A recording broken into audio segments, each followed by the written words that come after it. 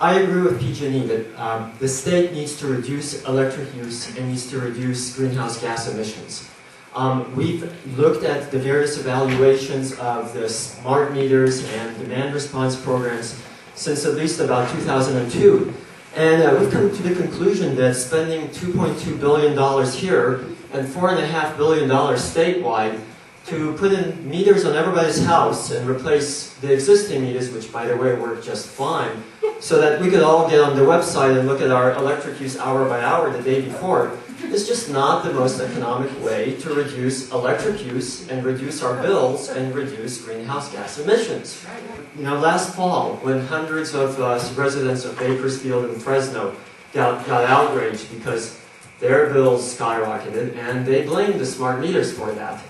And their local senator, Senator Dean Flores, held town hearings and sent a letter to the PUC, and essentially, only because of that, the Public Utilities Commission ordered an independent investigation into the smart meters and whether they work. Contacted PUC and asked, why are we spending $4.5 billion right now to replace perfectly good meters at a time when we're cutting the education budget by $10 billion? Yes. I operate Aglet Consumer Alliance, which is an energy-based consumer group, much like TURN, only in miniature. I've been in the public utilities business for 33 years. I've spent about $1 billion on meters themselves. That's the capital spending, not counting operations and maintenance costs, out of the $2.2 billion. What they didn't mention, but you can find in pg&e's numbers, is the value of the meters that are being abandoned is about $430 million.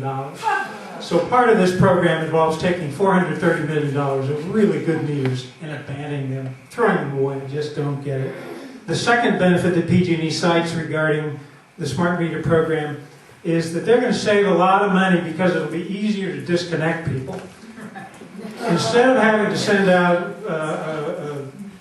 workers in trucks to shut off your power when you don't pay your bill, they're going to be able to do it automatically. And they claim that's a great benefit. Thanks, but no thanks. The short-term solution is a moratorium. The long-term solution is customer choice. When you have an opportunity to support these outcomes, I urge that you do it. Every owner's manual I've ever read for a wireless device implicitly states not to use the device in the proximity of other RF devices or near people with medical implants.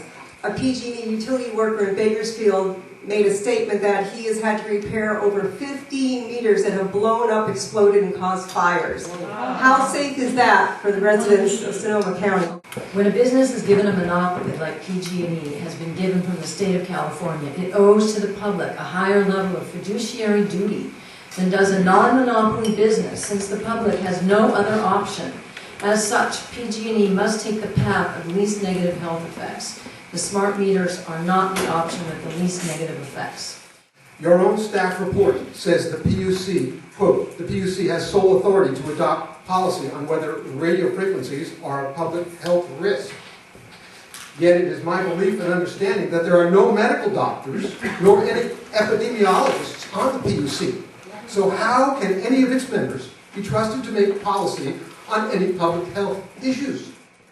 Established now that electromagnetic fields are causing lots of health problems at levels far below that so-called safe number.